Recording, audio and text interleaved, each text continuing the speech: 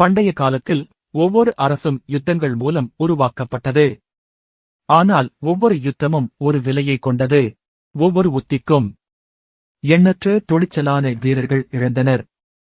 வெற்றி வெறுமையாக உணர்ந்தேன். மன்னர் தனது அமைச்சர்களை அழைத்தார். ரத்தம் சிந்தாமல் நாம் எப்படி உத்தியை பயிற்றுவிக்க முடியும்? அதனால் அவர்கள் ஒரு விளையாட்டை உருவாக்கினர். மனங்களின் போர்க்களம். அங்கு வீரர்கள் கட்டளைகளை பின்பற்றினர். ஆனால் யாரும் உண்மையில் வீழ்வதில்லை. மையத்தில் மன்னர் நிற்கிறார், விலையுயர்ந்தவர் மற்றும் சக்தி வாய்ந்தவர்.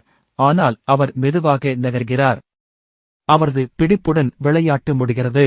ராணி எல்லாவற்றிலும் வலிமையானது. மந்திரி மற்றும் யானை போல நகர்கிறது. சக்தி மற்றும் பல்துறை திறன்.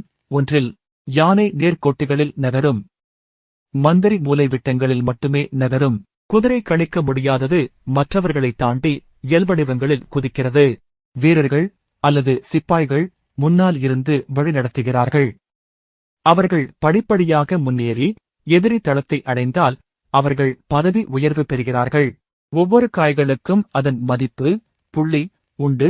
வீரர்கள் 1, குதிரைகள் மந்திரிகள் 3, யானைகள் 5, ராணி 9. ஆனால் ராஜா முடிவற்றவர். ஒரு அரச உத்தியாக தொடங்கியது உலகளாவிய விளையாட்டாக மாறியது. வாள்களால் அல்ல, மனங்களால் விளையாடப்பட்டது.